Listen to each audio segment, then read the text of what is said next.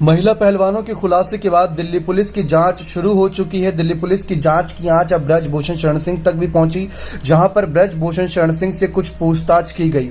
पूछताछ के बाद मीडिया के सामने खुलकर आते नजर आए, क्योंकि ऐसा नहीं है इस मामले पर कि ब्रजभूषण शरण सिंह पीठ दिखाकर भाग गए या मीडिया से छुपते नजर आ रहे या जो आरोप उन पर लगाए जा रहे हैं उनसे भागते नजर आ रहे हैं। ब्रजभूषण शरण सिंह हर एक आरोप का बड़ी ही बेबाकी तरीके से जवाब देते नजर आ रहे हैं। ठीक वैसे ही जैसे ही दिल्ली पुलिस की जांच शुरू, उनसे कुछ सबूत मांगे गए। सबूत क्या ही हो सकते हैं, क्योंकि जो विदेश दौरे पर गए होंगे, जब कोई बड़ा टूर्नामेंट हुआ होगा, अगर उस दौरान गए होंगे तो वहां पर भी छेड़छाड़ के आरोप लगे थे, तो वहां के बड़े सबूत मांगे जा सकते हैं। कुछ यहां पर पासपोर्ट या फिर फोन से जुड़ी डिटेल्स जो इलेक्ट्रॉनिक सबूत के रूप में आता है, तो वो सब मांगा जा सकता है, ऐसा सूत्रों का कहना है। लेकिन दूसरी तरफ ब्रजभूषण शरण सिंह ने जांच के दौरान यहां पर जो चली रही है उसके बीच ये दावा किया है कि संविधान से बढ़कर हम सब नहीं, अगर संविधान ने मेरे को दोषी ठहराया तो जो बोलेगी सरकार, जो बोलेगा कानून, वो करने को तैयार हूं। लेकिन जो अभी तक इन पहलवानों ने मेरे पर आरोप लगाए हैं, अगर वो सच नहीं हुए तो फिर जिस तरीके से उन्होंने कहा कि मेरी जो एक बनी छवि थी वो खराब होती जा रही है।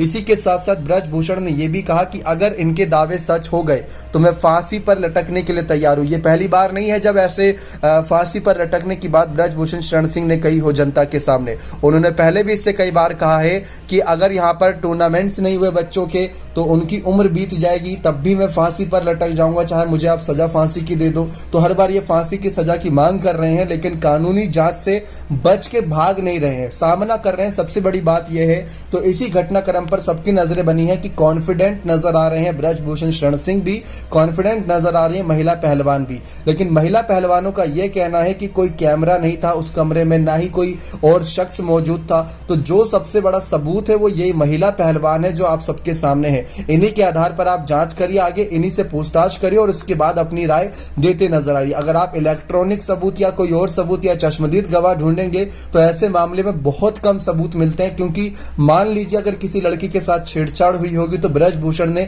जानबूझकर कैमरे के सामने तो किया नहीं होगा, या फिर ब्रजभूषण शरण सिंह ने किसी 10 लोगों के बीच उस लड़की को तो छेड़ा नहीं होगा। तो सबूत और चश्मदीद गवाह जुटा पाना बहुत मुश्किल है। लेकिन कहा कि इनका नार्को टेस्ट करा लो, उससे दूध का दूध और पानी का पानी हो जाएगा। आप अपनी राय इस मामले पर जरूर रखें। बहुत बहुत धन्यवाद।